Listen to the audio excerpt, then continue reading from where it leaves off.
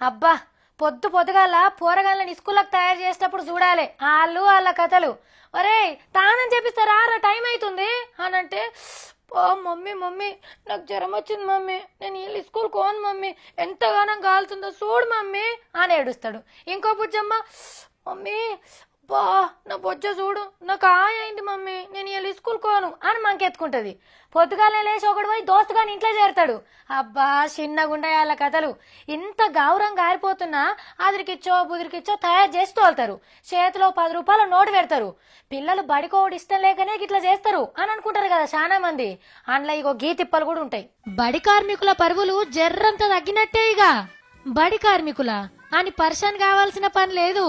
ఈపుల మీద బస్తాల సొంటి బ్యాగులు మోస్టోళ్లను బడి కార్మికులు కాకుంటే ఏమంటారు మరి?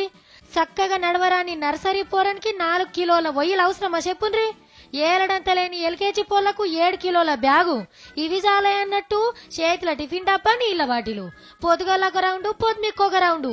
చదువులు నేర్పుతున్నామో బాడీ బిల్డర్లను తయారు చేస్తున్నామో అర్థం కాదు. అయ్యలకేమో ఫీజుల బరువు, పిల్లగాళ్ళకేమో పుస్తకాల బరువు. ఫీజుల బరువు మోసినా ఏం కాదు కానీ బ్యాగుల బరువు తగ్గించే ఉపాయం చేసిండ్రు సెంటర్ సర్కారోళ్ళు.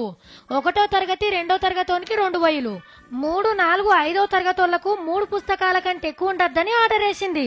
నెరీ గింత తక్కువైతే ఏం చదువుతారాళ్ళు అని మీకో డౌట్ రావచ్చు. అంతా కంప్యూటర్లనే చెప్పాలన్నట. హోంవర్క్ వొయ్యిలుంటే చాలిగా గప్పుడు పుస్తకాల పేరు మీద 100 గుంజుడు కూడా తప్పుతుంది. సెంటర్ సిలబస్ చెప్పే బళ్లకు ఆర్డర్ వేసిండ్రు. అట్లనే 6 నుంచి 10 చదివే పోరగాళ్లకు ఒక బస్సు, వాళ్ళ బ్యాగులు నేసుకుపోయేందుకు ఒక DCM ని పెట్టాలని ఆర్డర్ వేస్తే ఇంకా పుణ్యం ఉంటుంది సార్లు.